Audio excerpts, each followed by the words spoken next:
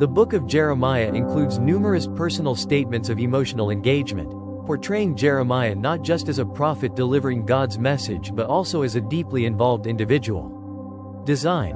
The literary design of the book is broken down in an overview video, providing insights into its structure and themes. Content. Jeremiah's preaching in Jerusalem for 20 years is highlighted, along with his collection of sermons, poems, and messages prompted by God. Themes. The book reflects the deteriorating situation Jeremiah faced, challenging religious practices and addressing rampant idolatry. Message. Primarily a message of judgment on Judah for their idolatry, the book emphasizes the consequences of turning away from God's ways. The prophet Jeremiah wrote it sometime during his ministry about 626 to 586 BC. In chapters 1 to 10, God calls Jeremiah and proclaims, "I have put my words in your mouth," 1 to 9. Jeremiah condemns Judah for their sins and attacks their faithlessness, obviously angry over their blatant sin. Chapters 11 to 28, Jeremiah warned of the destruction that would be poured out on Judah. He writes about God's hard dispense of holy anger. At one point God says, "I will not listen when they call to me because of their disaster," 12:14. A lot of the wickedness that angered God was the constant worship of false idols and gods, and the sacrifices they were burning to them.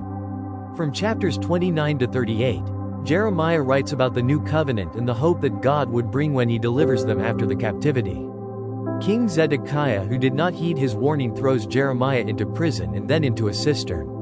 Nevertheless, Jeremiah warned that the king would fall into the hands of the king of Babylon.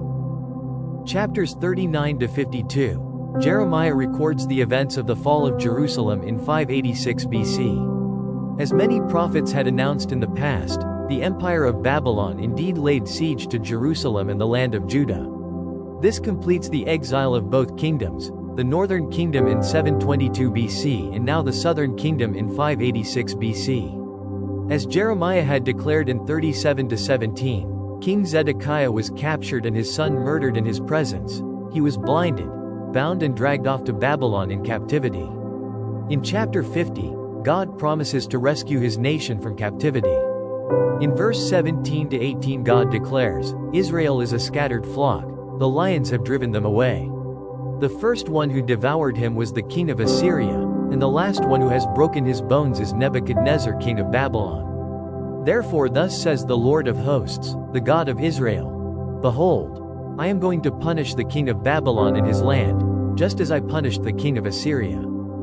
The capital of Assyria was destroyed so severely it was not discovered until the 19th century AD.